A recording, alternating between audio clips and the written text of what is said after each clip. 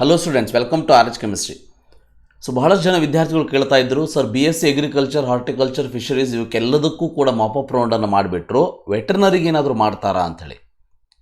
So yes, definitely ವೆಟರ್ನರಿಗೆ KE ಅವರ ಕಡೆಯಿಂದಾನೇ ಒಂದು ಮಾಪಪ್ ರೌಂಡ್ ನಡೆಸ್ತಾ ಇದ್ದಾರೆ, ಅಂದರೆ ಸೆಕೆಂಡ್ ಎಕ್ಸ್ಟೆಂಡೆಡ್ ರೌಂಡ್ ಅಂತ ಹೇಳ್ತಾ ಇದ್ದಾರೆ. ಸೊ ನೀವು ಮೇನ್ ಪೇಜ್ಗೆ ಬಂದ ತಕ್ಷಣ ಇಲ್ಲಿ ಪ್ರವೇಶ ಅಂತ ಹೋಗಿಬಿಟ್ಟು ಇಲ್ಲಿ UGCET 2021 ಅಂತ ಸೆಲೆಕ್ಟ್ ಮಾಡಿದರೆ ನಿಮಗೆ ಇಲ್ಲಿ ಕಾಣಿಸ್ತದೆ. ಇದ್ರ ಬಗ್ಗೆ ಡೀಟೇಲ್ ಆಗಿ ವಿಡಿಯೋವನ್ನು ನಿಮಗೆ ಮಾಡಿ ತಿಳಿಸ್ತಾ ಇದ್ದೀನಿ. ಸೊ ಇದರಲ್ಲಿ ನೋಡ್ಬೋದು, ಫಸ್ಟು ಪಶು ವೈದ್ಯಕೀಯ ಕೋರ್ಸ್ 2021 ವೇಳಾಪಟ್ಟಿ ಅಂತ ಇದೆ, ಅದನ್ನು ಮೊದಲು ನೋಡಬೇಕಂತೆ. ಸೊ ಇಲ್ಲಿ ಇವರು ಹೇಳಿರೋದು ಇಷ್ಟೇ. ಸೊ ಬೀದರ್ನಲ್ಲಿ ಇರುವಂತಹ ಪಶು ವೈದ್ಯಕೀಯ ಕಾಲೇಜು ಅಂದರೆ ವೆಟರ್ನರಿ ಕಾಲೇಜ್ ಕುಲಸಚಿವರು VC ಅವರು ಏನು ಹೇಳಿದ್ದಾರೆ, ಸೀಟ್ ಮೆಟ್ರಿಕ್ಸನ್ನು ಕೊಟ್ಬಿಟ್ಟು ಮುಂದಿನ ಸುತ್ತಿಗೆ ಸೀಟ್ ಹಂಚಿಕೆಯನ್ನು ಮಾಡಿಕೊಡಿ ಅಂಥೇಳಿ KE ಅವರಿಗೆ ಕೇಳ್ಕೊಂಡಿದ್ದಾರೆ. ಅದಕ್ಕಾಗಿ KE ಅವರು ಆ ಒಂದು ಸೀಟ್ ಮೆಟ್ರಿಕ್ಸನ್ನು ಕೂಡ ರಿಲೀಸ್ ಮಾಡಿದ್ದಾರೆ. ಅದರ ಬಗ್ಗೆಯೂ ಕೂಡ ನಿಮಗೆ ಹೇಳ್ತೀನಿ. ಇಲ್ಲಿ ಏನು ಹೇಳಿದ್ದಾರೆ ಕರೆಕ್ಟಾಗಿ ಅರ್ಥ ಮಾಡ್ಕೊಳ್ಳಿ, ಕ್ಲಿಯರ್ ಕಟ್ಟಾಗಿ ಹೇಳಿದ್ದಾರೆ.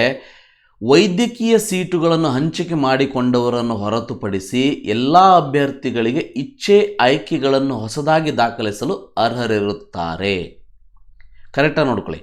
ಅಂದರೆ ಮೆಡಿಕಲ್ ಸೀಟ್ಗಳನ್ನು ತಗೊಂಡವರನ್ನು ಬಿಟ್ಟು ಉಳಿದ ಎಲ್ಲರೂ ಕೂಡ ನೀವು ಇದರಲ್ಲಿ ಭಾಗವಹಿಸ್ಬೋದು. ನೀವು BAMS, BDS, ಇಂಜಿನಿಯರಿಂಗ್ ತೊಗೊಂಡಿರ್ಬೋದು, ಅಗ್ರಿಕಲ್ಚರ್ ತೊಗೊಂಡಿರ್ಬೋದು, ಏನಾದರೂ ತೊಗೊಂಡಿರ್ಬೋದು, ಬಟ್ ಇದರಲ್ಲಿ ನೀವು ಭಾಗವಹಿಸಬಹುದು. ಆದರೆ ವೆರಿ ಇಂಪಾರ್ಟೆಂಟ್, ಆದರೆ KE ಅವರ ಜವಾಬ್ದಾರಿ ನಿಮ್ಮ ಹೆಗಲಿಗೆ ಹಾಕ್ತಾ ಇದ್ದಾರೆ, ವಿದ್ಯಾರ್ಥಿಗಳ ಹೆಗಲಿಗೆ ಹಾಕ್ತಾ ಇದ್ದಾರೆ. ಅದೇನು ಅಂತಂದರೆ, ಕಾಲೇಜುಗಳಿಂದ ಮೂಲ ದಾಖಲೆಗಳನ್ನು ಪಡೆಯುವ ಜವಾಬ್ದಾರಿ ಅಭ್ಯರ್ಥಿಗಳದ್ದಾಗಿರುತ್ತದೆ. ಅಂದರೆ ನೀವು ಯಾರು ಬೇಕಾದರೂ ಪಾರ್ಟಿಸಿಪೇಟ್ ಮಾಡ್ಬೋದು, ಮೆಡಿಕಲ್ ಒಂದು ಬಿಟ್ಟು. ಸೊ ಕಾಲೇಜ್ಗಳಿಗೆ ಹೋಗಿ, ಅದು ನೀವೇನು ಕಲಿತಾ ಇರುವಂಥ ಕಾಲೇಜಲ್ಲಿ ಒರಿಜಿನಲ್ ಡಾಕ್ಯುಮೆಂಟ್ಸನ್ನು ನೀಡಿರ್ತೀರಿ, ಆ ಒರಿಜಿನಲ್ ಡಾಕ್ಯುಮೆಂಟ್ಸನ್ನು ವಾಪಸ್ ತಗೊಳ್ಳೋದು ಮಾತ್ರ ನಿಮ್ಮ ಜವಾಬ್ದಾರಿ. ಅಂದರೆ KEದವ್ರ ಜೊತೆಗೆ ನೀವು ಕೇಳೋ ಹಾಗಿಲ್ಲ, KEಯವರ ಸಂಬಂಧನೇ ಇಲ್ಲ. ನಿಮ್ಮ ಕಾಲೇಜಲ್ಲಿ ನೀವು ಕೇಳ್ಕೊಳ್ಳಿ, ನಾನು ಹಿಂಗೆ ಪಾರ್ಟಿಸಿಪೇಟ್ ಮಾಡಬೇಕು ಅಂತ ಅಂದ್ಕೊಂಡಿದ್ದೀನಿ, ನೀವು ಒರಿಜಿನಲ್ ಡಾಕ್ಯುಮೆಂಟ್ಸ್ ನನಗಲ್ಲಿ ಸೀಟ್ ಸಿಕ್ಕರೆ ಕೊಡ್ತೀರಾ, ಕೊಡಬೇಕು. ಕೊಡೋದಿಲ್ಲ ಅಂತಂದರೆ ರೂಲ್ಸ್ ಏನು, ಕೊಡ್ತೀರಿ ಅಂತಂದರೆ ಅದಕ್ಕೇನಾದರೂ ನಾನು ಎಕ್ಸ್ಟ್ರಾ ಫೀಸ್ ಪೇ ಮಾಡಬೇಕಾ, ಇವೆಲ್ಲವನ್ನು ಕೇಳ್ಕೊಳ್ಳಿ. ಅದರ ಜೊತೆಗೆ ಇನ್ನೊಂದು ಕ್ಲಿಯರ್ ಕಟ್ಟಾದ ಇನ್ಫಾರ್ಮೇಷನ್ KEಯವರು ಕೊಟ್ಟಿರೋದೇನಂತಂದರೆ, ಈ ಮೊದಲು ಬೇರೆ ಕೋರ್ಸ್ಗಳಿಗೆ ಪಾವತಿಸಿದ ಶುಲ್ಕವನ್ನು ಇದರಲ್ಲಿ ಪರಿಗಣಿಸಲಾಗುವುದಿಲ್ಲ. ಅಂದರೆ ಇಲ್ಲೇನು ನಿಮ್ಮದು ಪೇಮೆಂಟ್ ಇರ್ತದೆ, ಇದನ್ನು ನೀವು ಸಪ್ರೇಟಾಗಿ ಮಾಡಲೇಬೇಕು. ಹಿಂದೆ ತುಂಬಿರೋದನ್ನು ಇಲ್ಲಿ ಕನ್ಸಿಡರ್ ಮಾಡೋದಿಲ್ಲ. ಎರಡೂ ಕೂಡ KE ಅಂಡರ್ ಇದ್ದರೂ ಕೂಡ ಅವೆಲ್ಲ ಅಡ್ಮಿಷನ್ ಆಲ್ರೆಡಿ ಕಂಪ್ಲೀಟ್ ಆಗಿದೆ ಅನ್ನೋದಕ್ಕೆ so they have taken this decision. So very important, remember. So always KE is conducting veterinary courses mop-up round.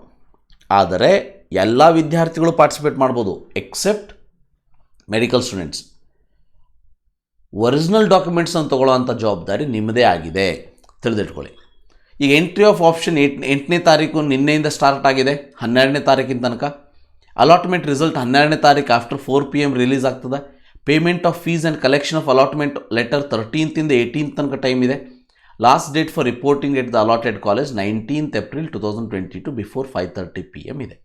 ಹಾಗಾದರೆ ಸೀಟ್ ಮೆಟ್ರಿಕ್ಸ್ ಏನು ಅಂತಂದರೆ, ಇಲ್ಲಿ ನೋಡಿ, ಈ ನಿನ್ನೆ ರಿಲೀಸ್ ಮಾಡಿರುವಂಥ ಸೀಟ್ ಮೆಟ್ರಿಕ್ಸ್ ಇದು. Veterinary college Bangalore, okay, 17 seat ಇದೆ. ಅದರಲ್ಲಿ ಜನರಲ್ ಮೆರಿಟ್ 6 ಇದೆ, GMR 2 ಇದೆ, SCG 2 ಇದೆ, ಈ ರೀತಿ.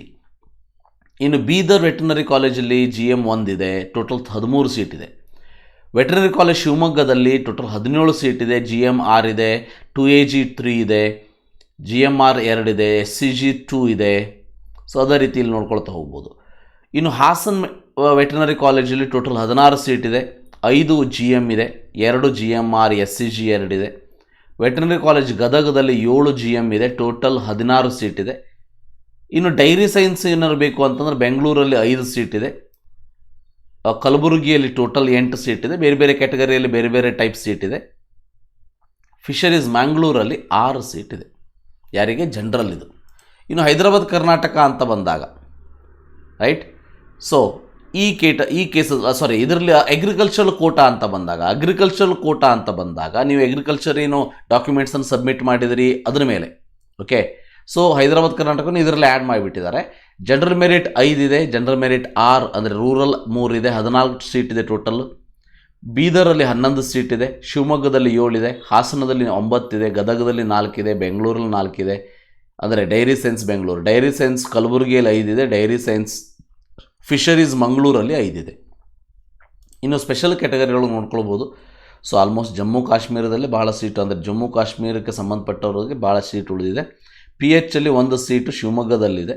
ಸೊ ಅದು ಕೂಡ ನಿಮಗೆ ಇಲ್ಲಿ ಎಲ್ಲದನ್ನು ಮಿಕ್ಸ್ ಮಾಡಿ ಕೊಟ್ಟಿದ್ದಾರೆ. BVS ಹಾರ್ಟಿಕಲ್ಚರು, ಸೊ ಇವೆಲ್ಲವನ್ನು ಮಿಕ್ಸ್ ಮಾಡಿ ಕೊಟ್ಟಿದ್ದಾರೆ. ಇದು ಹಾರ್ಟಿಕಲ್ಚರ್ ಕಾಲೇಜ್ ಇರಬೇಕಿದು, ಅಗ್ರಿಕಲ್ಚರು ಎಲ್ಲದನ್ನು ಮಿಕ್ಸ್ ಮಾಡಿ ಕೊಟ್ಟಿದ್ದಾರೆ. ಬಟ್ ಒಟ್ಟಿನಲ್ಲಿ ಇದಿಷ್ಟು ಸೀಟ್ ಮೆಟ್ರಿಕ್ಸ್. ಸೊ ನಿಮಗೇನಾದರೂ ಹೋಗಬೇಕು ಅಂತ ಅನಿಸಿದರೆ, ಸೊ ಅಂದರೆ ನೀವೇನು ಆಫ್ಲೈನ್ ಹೋಗಬೇಕಂತ ಅವಶ್ಯಕತೆ ಇಲ್ಲ, ಇದು ಆನ್ಲೈನ್ ಆಗಿರ್ತದೆ. ಇಲ್ಲಿ ಪಶುವೈದ್ಯಕೀಯ ಸುತ್ತಿನ ಆಯ್ಕೆ ಪ್ರವೇಶ ಅಂತ ಇದೆ, ಇದರ ಮೇಲೆ ಕ್ಲಿಕ್ ಮಾಡಿ. ಆಲ್ರೆಡಿ ನಿಮಗೆ ಸೀಟ್ ನಂಬರ್ನ ಗೊತ್ತಿದೆ. ಕ್ಯಾಪ್ಚಾವನ್ನು ಎಂಟರ್ ಮಾಡಿ ಸಬ್ಮಿಟ್ ಮಾಡಿದ ಮೇಲೆ ನಿಮಗೆ ಸೀಕ್ರೆಟ್ ಕೋಡನ್ನು ಕೇಳ್ತಾರೆ. ಆಲ್ರೆಡಿ ನಿಮ್ಮ ಹತ್ರ ವೆರಿಫಿಕೇಷನ್ ಸ್ಲಿಪ್ ಇರ್ತದೆ, ಸೀಕ್ರೆಟ್ ಕೋಡ್ ಇರ್ತದೆ, ಅದನ್ನು ಯೂಸ್ ಮಾಡಿಕೊಂಡು ಆಪ್ಷನ್ ಎಂಟ್ರಿಯನ್ನು ಮಾಡ್ಬೋದು. ಸೊ ನಿಮ್ಮ ಒಂದು ರಿಸಲ್ಟನ್ನು 12ನೇ ತಾರೀಕು ಅನೌನ್ಸ್ ಮಾಡ್ತಾರೆ. So thank you for watching. Have a nice day.